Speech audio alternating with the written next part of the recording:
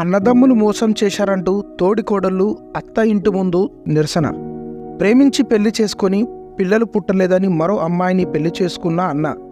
హైదరాబాదులో ప్రేమించి పెళ్లి చేసుకున్న యువతికి చెప్పకుండా పరారాయి వచ్చి మరో అమ్మాయిని పెళ్లి చేసుకున్న తమ్ముడు మోసం చేశారంటూ మండలంలోని గంగిపల్లి గ్రామంలో గుడిసెల రమేష్, వెంకటేష్ అన్నదమ్ముల ఇంటి ముందు ఇద్దరు మహిళలు తమకు న్యాయం చేయాలంటూ ఆందోళనకు దిగారు. బాధితుల కథనం మేరకు వెంకటేష్ హైదరాబాద్లోని మియాపూర్ ప్రాంతంలో నివసిస్తున్నప్పుడు అక్కడే ఉపాధి పొందుతున్న కర్ణాటక రాష్ట్రానికి చెందిన ఇటుక రాధికను పెళ్లి చేసుకున్నాడని రాధిక తెలిపింది.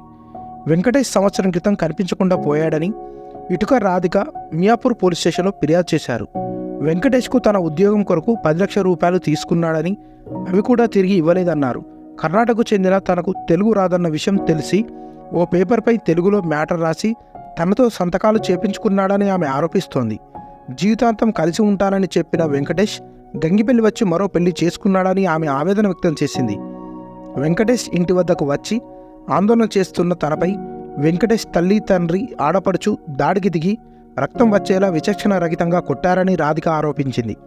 తమ్ముడు పంచాయతీ అలా ఉంటే అన్న రమేష్ పంచాయతీ మరోలా ఉంది. దాదాపు 10 ఏళ్ల క్రితం గంగిపల్లి గ్రామానికి చెందిన చంద్రకళ అనే యువతిని ప్రేమించి పెళ్లి చేసుకున్నాడని చంద్రకళ తెలిపింది. అయితే తనకు పిల్లలు పుట్టలేదని వంకతో వేరే అమ్మాయిని పెళ్లి చేసుకున్నాడని తెలిపింది.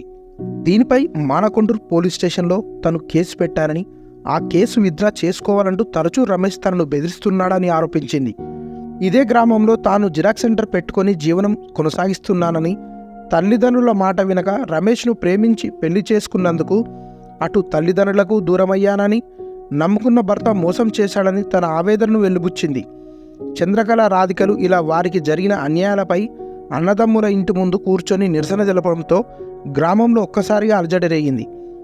దీంతో గ్రామస్తులు పెద్ద ఎత్తున అక్కడికి చేరుకొని అన్న అలా, తమ్ముడిలా అంటూ ముక్కున వేలేసుకొని ఆశ్చర్యానికి లోనయ్యారు. స్థానిక పోలీసులు సంఘటన స్థలానికి చేరుకొని చట్టపరంగా రాధికకు న్యాయం చేస్తామని రాధికకు నచ్చజెప్పి పోలీస్ స్టేషన్కు రాధికను తీసుకెళ్లారు. దీంతో సమస్య సద్దుమణిగింది. రాధిక ఇచ్చిన ఫిర్యాదు మేరకు కేసు నమోదు చేసుకుని దర్యాప్తు చేస్తున్నట్లు మానకొండ సిఐ మాదాస్ రాజ్ కుమార్ తెలిపారు.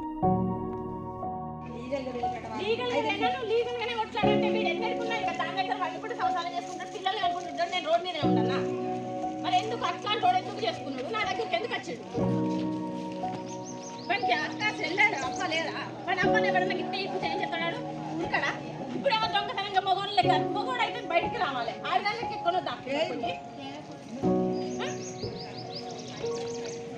ఎందుకు బతుకుతారా? బతుకు మీరు మీ బతుకులు చేయడా? అమ్మాయి పుట్టినారా మీరు? అసలు ఎంతమంది చేస్తారు? నా పేరు రాధిక సార్. మేము ఎల్లమ్మ బండల పరిచయం అయ్యాం.